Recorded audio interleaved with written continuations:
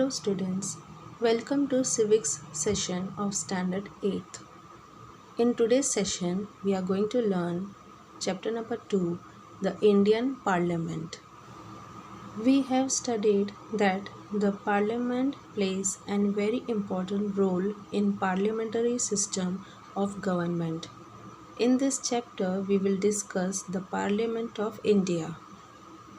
In this image, you can see the Parliament House of India. The Parliament House of India is located in New Delhi. The Constitution of India has created the Parliament of India.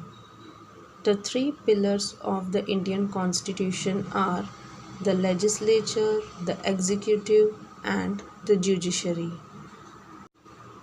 The function of the legislature is to make laws. The executive implements the law and the judiciary provides justice. The legislature at the national level, that is at the level of central government, means union government, is called the parliament. It consists of the president and the two houses of parliament, that is Lok Sabha and Rajya Sabha. Though president is an inseparable part of the parliament, he cannot participate in the discussions in either of the house of the parliament. The two houses of the parliament are called Lok Sabha and the Rajya Sabha. Students, now we will learn in detail about Lok Sabha and Rajya Sabha. So, which is the first house of the parliament? Lok Sabha. Lok Sabha is the lower and the first house of the Indian Parliament.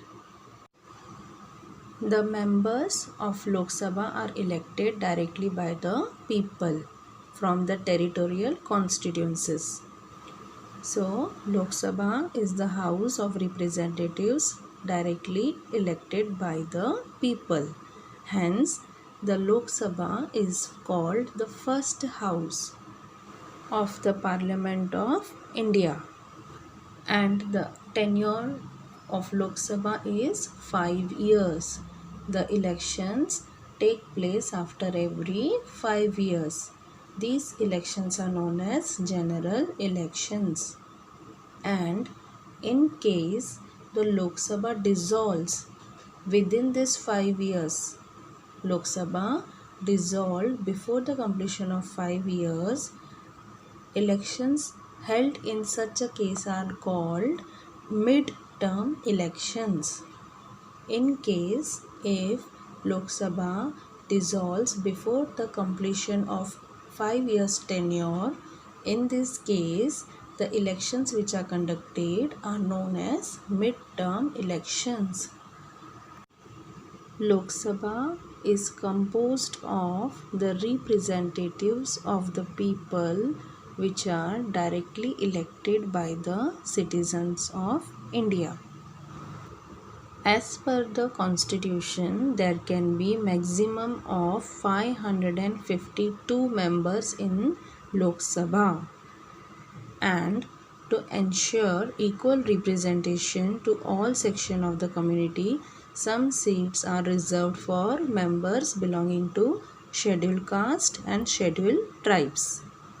In case there are no representatives from Anglo-Indian community, the president can appoint 2 members from this community to the Lok Sabha.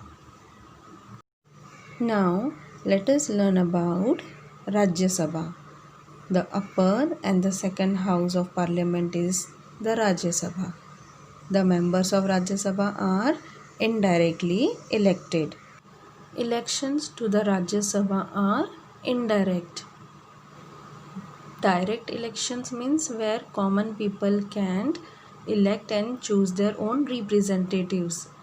But indirect election means where internal elections are carried by the elected members of the legislative assemblies. The total membership of Rajya Sabha is 250 members. Among them, 238 members are elected from the constituent states and union territories. All the constituent states do not get equal representation in the Rajya Sabha. It depends upon the population of each state. Among 250 members, 238 members are elected from the constituent states and union territories. Remaining 12 members are appointed by the President. These members are usually experienced personalities from the fields like literature, arts, science, sports, and social work. Rajya Sabha is the permanent house of the parliament. It never dissolves. One-third member of total membership of Rajya Sabha who have completed their tenure of 6 years retire after every 2 years, and equal number of new members get elected. Any person contesting for the elections of Rajya Sabha must be an Indian citizen and he must have completed 30 years of age. Members of Lok Sabha and Rajya Sabha are known as members of parliaments, MPs. MPs try to resolve the queries and complaints of their constituencies by raising questions in the parliament, and government allocates them funds to carry out development activities in their respective territorial constituencies. It is totally the responsibility of the member of Lok Sabha and Rajya Sabha to resolve the queries and complaints of their constituencies and to carry out development activities in their respective constituencies.